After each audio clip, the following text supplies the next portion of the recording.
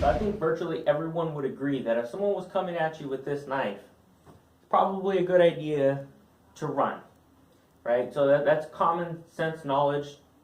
You're going to want to get away from them, create that distance and get away.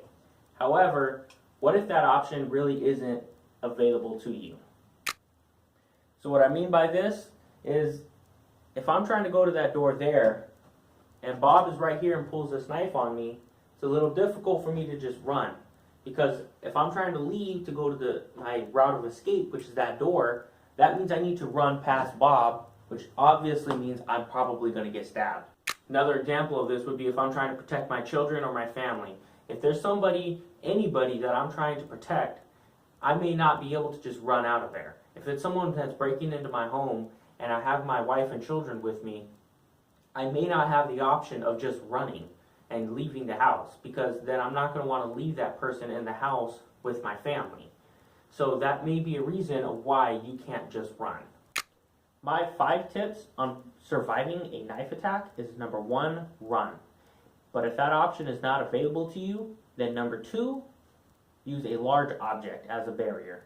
That's like a car, table, couch, something like that. If that option is not available to you, then number 3, use a medium-sized object, like a broom, a chair, something like that. Any type of long stick. It could be like a rake, a shovel, anything that's outside that you can find that is a long object. Number 4, if the other 3 are not available to you, then you can use a small object. So a small object would be like a shoe, could be something in your pockets, it could be anything just laying around, it could be a rock, it could be anything. And it could be your jacket and just swinging at them. But the idea here is to get them to flinch. It's to get them to stop with where they're at and not come at you. It's really just to get them to flinch long enough so that you can run past them to get to your route of escape, or that you can create some distance so you can get out of there. Number 5, if none of that is available to you, or if the attack happened so quickly that you didn't have time to get anything, then you have no choice but to perform some knife disarm that is probably going to get you stabbed or cut, but hopefully not fatally. So today we're going to be breaking down in detail the number 1 step, which is running. When the incident is occurring, I've said this in videos before, but you need to be thinking about what is your route of escape and positioning your back to that escape. So if I need to go in that direction while the argument is occurring, I'm going to be maneuvering my back to that route of escape. I'm going to do my best to get myself there, because it's going to help me be able to face my opponent and go backwards. If this person pulls this knife on me, I don't want to see the knife and then turn around and run, because I'm just going to get stabbed in the back. It's not a good idea. You don't want to do that. You want to be facing your opponent and moving backwards. In addition to positioning your back to your route of escape, you also want to be thinking about any barriers in the way. So some barriers could be a closed door. You know you're going to need to open that doorknob. It could be that something's laying in the way that you're going to trip over, or that you have to maneuver around. Knowing about these things and keeping them in your mind is going to help you. In most situations, it's not going to be like the typical self-defense scenario that you see on different videos. It's not going to be the person coming at you like this, trying to attack you, or doing this, trying to stab you. More than likely, they're going to be here talking to you, arguing with you, keeping their hand down with their knife in the hand where you really can't see it. Generally, people don't even know that they're being stabbed until after the attack already occurs, after they've already been stabbed a couple times. That's when they realize that somebody even had the knife. So a lot of times, it's going to be a scenario like this where they're talking, arguing, and from the front, all you can really see is my hand. You don't really see the knife. If I'm putting my hand here, it doesn't really look too much like I have a knife. You can barely see it. But when I'm off to the side, obviously you can see this.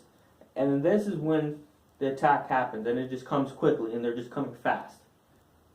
Because attacks are generally a surprise, what you're doing the 2 seconds before the attack occurs is going to be the most important thing. If you're paying attention to your surroundings, and you're positioning your back to your route of escape, and you're following my other advice that I gave about the different sucker punches, avoiding the sucker punch, you know, you're keeping that distance. When you see them shift, you're shifting, you're looking at their hands, seeing if they're if they have any weapons in their hands, and you know you're paying attention to that stuff, then when they try to pull this knife out and come at you, you're going to have a much better chance of getting away. Don't make fun of my shoes. I know I don't buy expensive ones, but I want to show you a quick footwork on how to get away. So if you're in a neutral stance when you're talking to the person, number one, you want to try to keep your knees bent and possibly even keep it a little bit staggered. You're not going to be in a full fighting stance, but you're going to be a little bit more like this, unless obviously you see the knife. If you actually see the knife and the person's coming at you with it, then obviously yes, you're going to be in more of a stagger, but you're going to be already running. But let's assume that you didn't necessarily see the knife until the last second, and you're more in almost a neutral position with the person being a little bit in front of you. So if Bob is right here in front of me, then I'm just basically in a normal stance almost. The moment I see the knife and they're coming at me, maybe I block. What I'm going to be doing is mostly this. My rear leg goes out first, and my front leg follows. And it's almost like a skip, just coming out like this. And then now I'm a little bit more in a stance like this.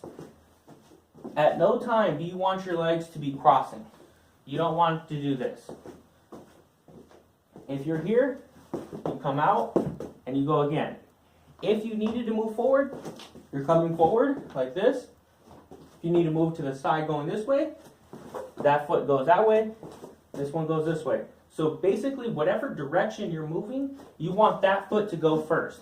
So if I want to move back, I move back. If I want to go forward, my front foot goes forward. If I want to go to the right, my right foot goes to the right. If I want to go left, same thing. Now this, if you're going back, you want to go quickly. You don't want to move slowly. You want to go quickly while you're going back. Once you get to about a leg and a half, maybe even 2 leg distances, then that's time for you to be able to just do a quick pivot and go. So if you're here, it's basically just like that. You're just going to go back and pivot. From right here, you're just pivoting and running. It's very important that you do practice that footwork, even the step and pivot and all that stuff, because it will help you out a lot, not just in a knife attack, but just in fighting in general, in any martial arts, and pretty much most sports. It will, just that footwork alone will help you. Stay tuned for a detailed breakdown of the 2nd, 3rd, 4th, and 5th step of preventing being stabbed in a knife attack. Thank you for watching Central Coast Self-Defense. I'm Peter. I'm glad to have you on.